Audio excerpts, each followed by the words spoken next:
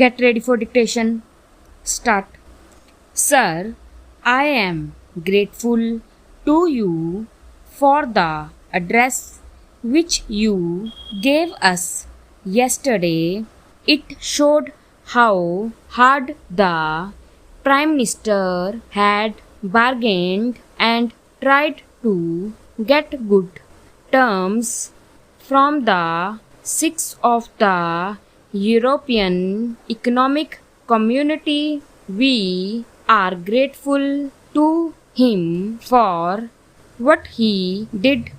I must, however, confess that the ultimate picture which has emerged is hardly satisfactory. Each group of countries is somewhat differently affected.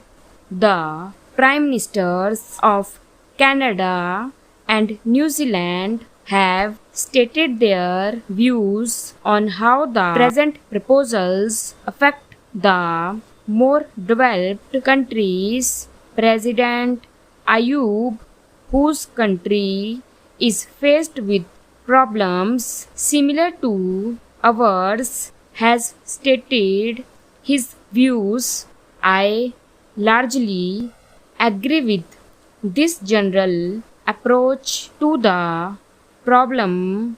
I shall naturally deal with the problems facing developing countries like India. I should like to make some general remarks. You, Mr. Prime Minister, referred in your opening remarks to the world situation, the present conflict, the two world wars, and the need to prevent a collision between the two great powers.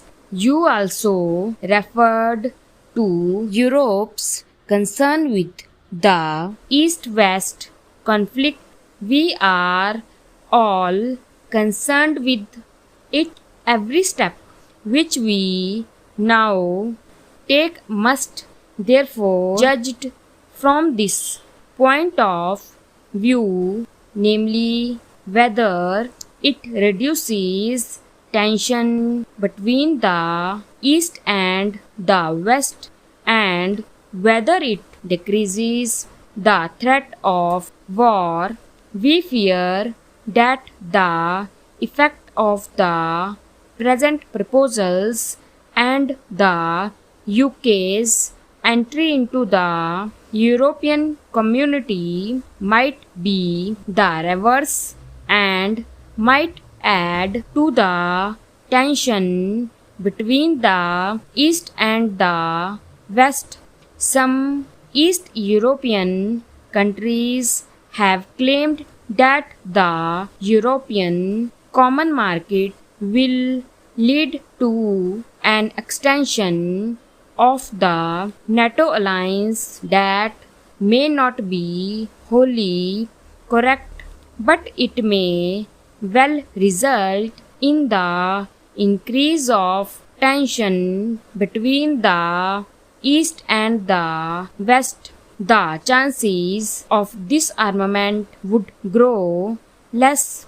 That would be a terrible loss, for disarmament will lead to greater economic progress than the creation or extension of economic communities. These are considerations which should be borne in mind in the context of the wider world situation. Coming to the present proposals, I should like to remind you, Mr.